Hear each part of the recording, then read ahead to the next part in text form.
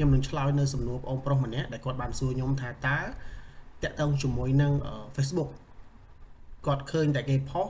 រកលុយអំពី page តើ account Facebook អាចរកលុយបានអត់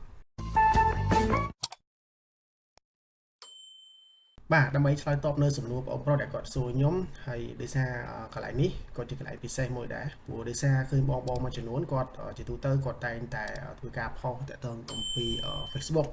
ដែលយើងរកលុយពី Facebook ចឹងណាហើយរកលុយហ្នឹងគឺជាទូទៅយើងរកលុយទៅតាម page ហើយមួយទៀតបងប្អូនមានដឹងទេថាតាក់ទងជាមួយនឹងការរកលុយនេះគឺយើងអាចរកលុយជាមួយនឹង account Facebook បានបាទអញ្ចឹងយើងធ្វើរបៀបម៉េចបានដឹងថា account របស់យើងឬក៏យើងធ្វើបែបម៉េចបើកកន្លែងណាដើម្បីឲ្យ account Facebook របស់យើងអាចរកលុយបានអញ្ចឹងបងប្អូនទាំងគ្នាអាចមើលនៅអ្វីដែលខ្ញុំជាឧទាហរណ៍ស្រាប់អញ្ចឹងឧទាហរណ៍ថាដូចជា account របស់ខ្ញុំមួយនេះអញ្ចឹងណាអញ្ចឹង account មួយនេះគឺសប្តាហ៍ថ្ងៃនេះគឺវាអត់អាចរកលុយបានទេអញ្ចឹងដើម្បីឲ្យវាអាចរកលុយបានតើគឺយើងត្រូវតែធ្វើរបៀបម៉េចអញ្ចឹងបងប្អូនធ្វើតាមខ្ញុំមកគឺបងប្អូនចូលក្នុង account Facebook របស់យើងមួយមក Facebook ដែលយើងចង់បើកវាដើម្បីរកលុយហ្នឹងណាបាទបន្តមកទៀតបងប្អូនចុចចូលកន្លែង profile ចេះមកឲ្យលោតចេញ profile បែបនេះណាហើយបន្ទាប់មកបងប្អូនធ្វើការចុចត្រង់កន្លែង3នេះបាទអញ្ចឹងចុចកន្លែងត្រែ3ហ្នឹងហើយចុច3ហ្នឹងហើយបងប្អូនអូសចូលមកក្រោមបើកត្រង់ចំណុចនេះគេដាក់ថា turn on professional mode អញ្ចឹងពេលដែលបងប្អូនបើក turn on professional mode នេះទៅគឺ account Facebook របស់បងប្អូនគឺអាចរកលុយបានហើយអញ្ចឹងគឺអត់ពិបាកទេខ្លីងាយមែនតើបាទអានេះជា account Facebook ឯណាបងប្អូនមិនមែនជា page ទេអញ្ចឹង account មួយនេះគឺយើងអាចរកលុយបានហើយហេតុអ្វីបាន account របស់ខ្ញុំវាអត់បើក professional mode ឲ្យចុចដោយសារខ្ញុំធ្វើការ log នៅ account Facebook មួយនេះអញ្ចឹងកាលណាខ្ញុំ log account profile បែបនេះខ្ញុំ log យក profile ចេះ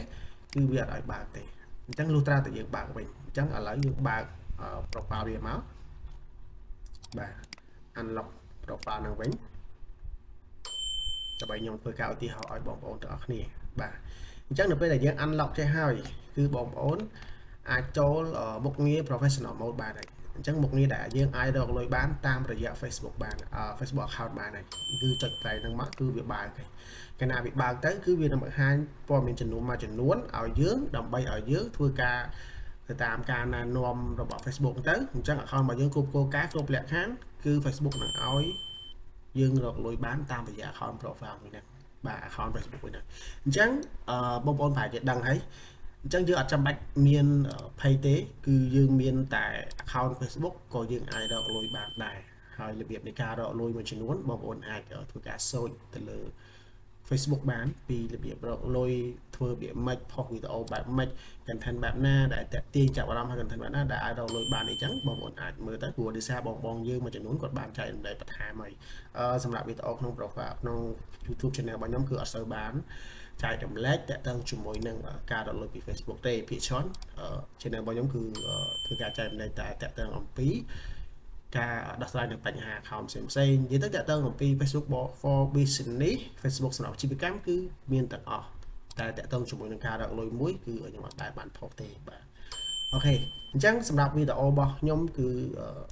ជាចម្លើយទៅដល់បងប្រុសម្នាក់ដែលគាត់បានសួរខ្ញុំហ្នឹងគឺមានតែប៉ុណ្្នឹងទេអញ្ចឹងសង្ឃឹមថាបងអូនបានមើលវីដេអូនេះហើយបងអូននឹងអាចធ្វើបានហើយបើកទៅហើយយើងអាចធ្វើការផុសធ្វើទៅតាមការណែនាំរបស់ Facebook ទៅគឺ account របស់យើងនឹងអាចរកលុយបានហើយបាទអរគុណសម្រាប់ការទស្សនាវីដេអូមួយនេះអរគុណសូមជម្រាបលា